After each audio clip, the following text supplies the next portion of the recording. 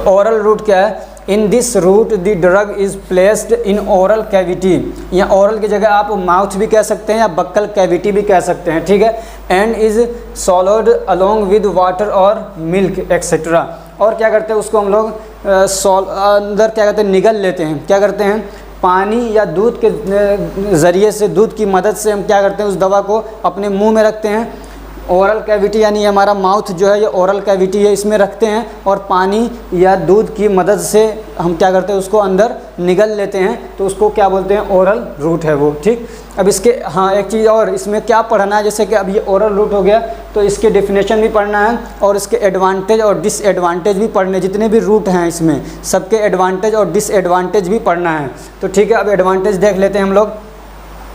It is, तो जो oral route है इसके बारे में क्या है, it is safe route for drug administration, कि ड्रग को बॉडी के अंदर एडमिनिस्टर करने के लिए ये वाला जो रूट है ओरल रूट, ये क्या है, सेफ़ है, महफूज है, ठीक है, मतलब इसमें ज़्यादा खतरा नहीं है कोई। दूसरा क्या है, no special skill is required for administration of drug, ये कह रहे हैं कि ड्रग को बॉडी के अंदर एडमिनिस्टर करने के लिए कोई स्पेशल स्किल की ज़रूरत नहीं होती, यानी कोई भी आदमी लेके खा सकता है। इंजेक्शन लगाने के लिए हर आदमी क्या अपना इंजेक्शन नहीं लगा सकता है, तो उसके लिए एक स्किल की ज़रूरत है, लेकिन ओरल रूट के लिए यानी जो दवा हम लोग अपने मुँह से खाते हैं उसके लिए कोई स्किल की ज़रूरत नहीं है, कोई भी आसानी से खा सकता है। इसीलिए क्या है, it is very convenient route, ये क्या है, बहुत आरामदेह, क्या है, ये बहुत सहूलत वाली और बहुत आरामदेह रूट है, कन्वीनियंट है, यानी बहुत आसान है।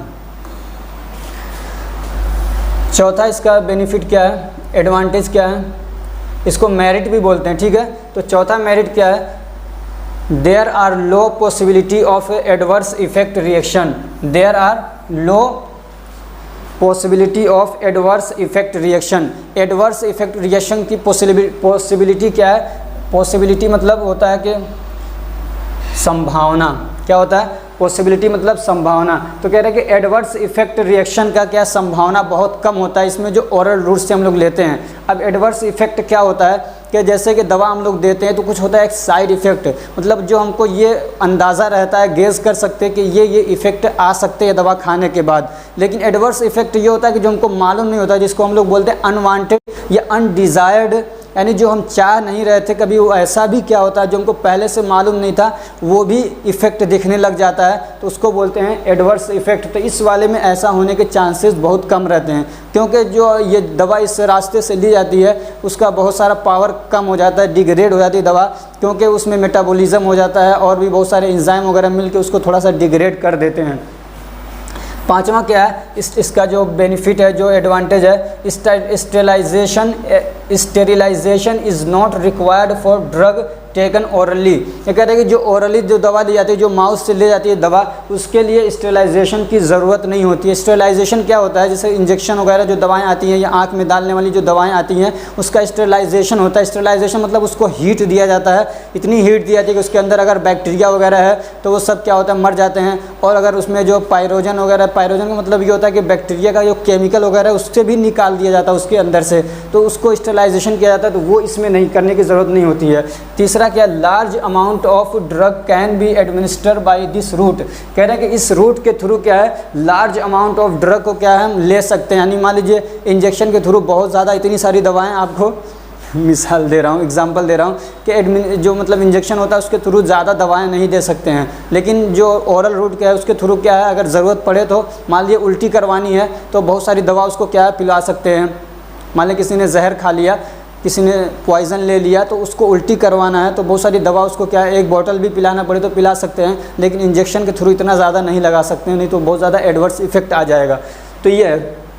सातवां क्या है, दिस रूट इज़ पेनलेस। क्या ये रूट जो इसमें कोई दर्द वर्द नहीं होता है। इंजेक्शन में तो क्या बच्चा क्या बड़े लोग भी डर जाते हैं, नहीं हमको नहीं लगवाना इंजेक्शन, तो लोग उससे डरते हैं, लेकिन इसमें किसी इंजेक्शन कोई डर और नहीं होता है, इसमें हर कोई दर्द नहीं होता किसी को। आठवां क्या है, दिस रूट इज़ इकोनॉमिकल। और ये रूट जो है ये क्या इकोनॉमिकल यानी सस्ता, यानी ये इसकी जो दवाएं आती हैं वो सस्ती आती हैं। ठीक है, ये 8 पॉइंट हो गए। आप अपने हिसाब से इसमें घटा भी सकते हैं और बढ़ा भी सकते हैं। मैंने अपने हिसाब से जो आसान करने की कोशिश की है।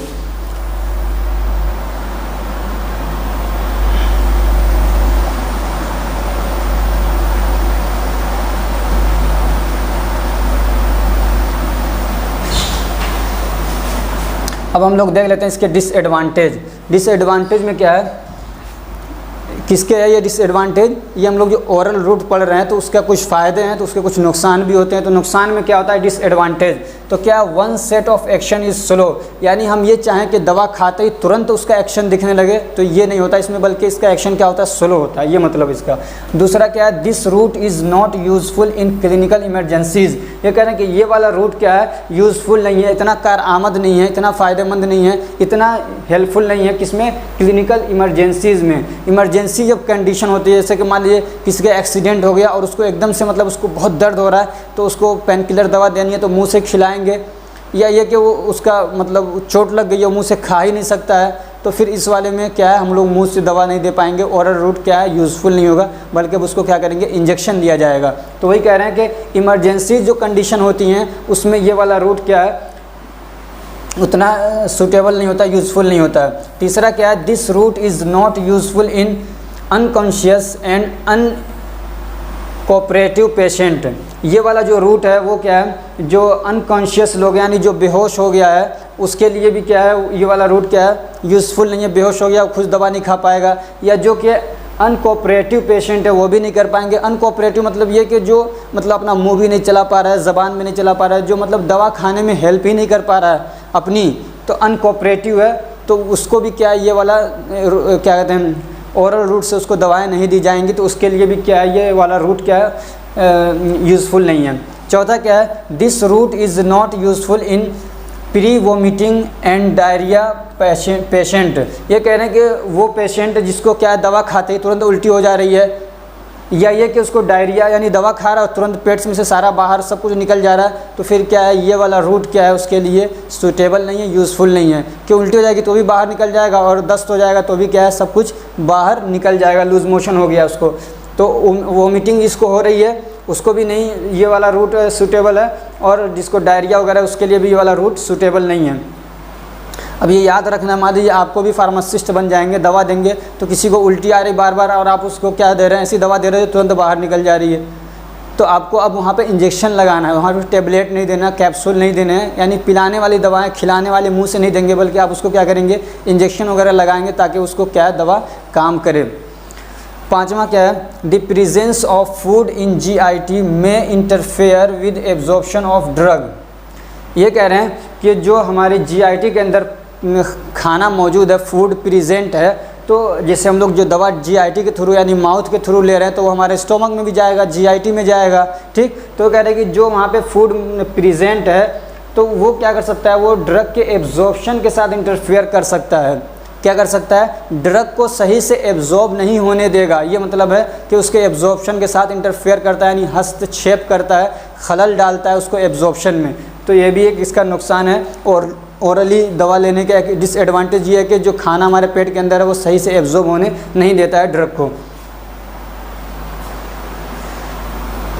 6 क्या है इसका, लो गैस्ट्रिक pH, डाइजेस्टिव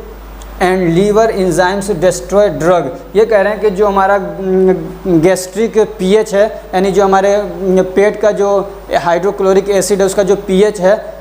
तो वो क्या लो है, अगर लो मतलब ज़्यादा एसिडिक है, और फिर जो डाइजेस्टिव और लीवर से निकलने वाले इंजाइम होते हैं हमारे GIT के अंदर वो सब मिल के क्या करते हैं ड्रग को डिस्ट्रॉय कर देते हैं, यानी उसकी पावर को कम कर देते हैं। समझ में आ रहा है कि जो हमारा हाइड्रोक्लोरिक एसिड होता है हमारे पेट के अंदर स्टोमक के अंदर वो, और लीवर से निकलने वाला इंजाइम या हार्मोन्स वगैरह, और ऐसे ही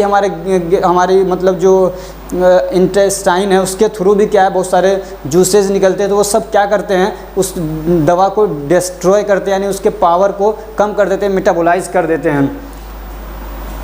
before it's distribution into circulation, उसके ब्लड सर्कुलेशन में पहुंचने से पहले, यानी दवा ब्लड में पहुंचे उससे पहले क्या करते हैं ये लोग उसको डिस्ट्रॉय कर देते हैं। 7वां बेनिफिट क्या है इसका, it may cause irritation in GIT, ये कह रहे हैं कि जो दवा हम लोग माउथ से ले रहे हैं, ओरली ले रहे हैं, तो उसकी वजह से कभी ऐसा होता है कि हमारे पेट के अंदर हमारे GIT के अंदर इरिटेशन होता है, जलन होता है बहुत ज़्यादा, तो ये भी क्या है इसका एक डिसएडवांटेज है।